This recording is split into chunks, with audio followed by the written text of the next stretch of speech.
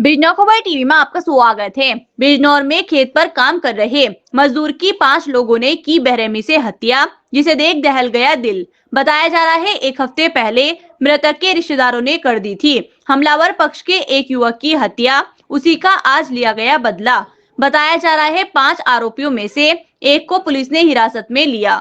दरअसल आपको बता दें कि आज बिजनौर शहर कोतवाली क्षेत्र के गावड़ी बुजुर्ग गांव में उस समय हड़कंप मच गया, जब खेत पर काम करते समय 48 साल के विजय को 5 लोगों ने धारदार हथियार से मौत के घाट उतार दिया। बताया जा रहा है मृतक विजय के रिश्तेदारों ने एक हफ्ते पहले कर दी थी हमलावर पक्ष के एक व्यक्ति की हत्या। उसी रंजिश का लिया गया आज बदला। पुलिस ने 5 हमलावरों में से एक को हिरासत में ले लिया, बाकी है फरार। सभी लोग खबर को ज्यादा से ज्यादा शेयर करें ताकि फरार आरोपी भी जल्द से जल्द हो पुलिस की पकड़ में। और चैनल को सब्सक्राइब करें। फेसबुक पर देख रहे हो तो फॉलो करें।